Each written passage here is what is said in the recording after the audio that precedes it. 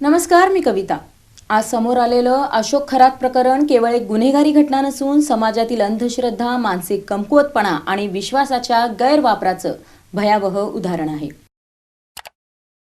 अनेक महिलांनी आपल्या वैयक्तिक समस्या, कौटुंबिक अडचणी किंवा मानसिक तणावातून मार्ग काढण्यासाठी एका भोंदू ज्योतिषावर विश्वास ठेवला आणि हाच विश्वास त्यांच्या शोषणाचं कारण ठरला।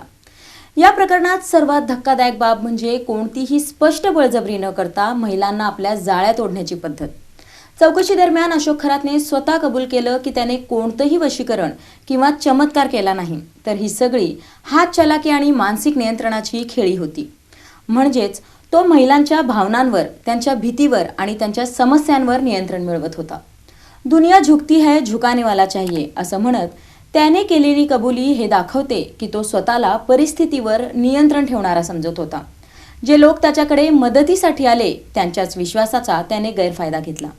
हे केवळ लैंगिक शोषण नाही, तर मानसिक आणि भावनिक शोषणाचं गंभीर उदाहरण आहे। याचबरोबर आर्थिक गैरव्यवहाराचा मोठा पैलूही समोर आला आहे। शेकडो आधार आणि पॅन कार्ड्स, बनावट बँक खाती आणि विविध ठिकाणी केलेली मालमत्ता खरेदी, हे सर्व पाहता हा केवळ एक व्यक्तीचा गुन्हा नसून एक संघटित जाळं असल्याचा संशय निर्माण होतो। 131 पेक्षा जास्त बनावट खाती सापडणं ही अत्यंत गंभीर बाब आहे।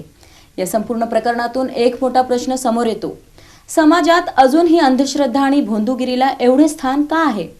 लोक इतक्या सहजपणे आणि व्यक्तींवर कसा विश्वास ठेवतात?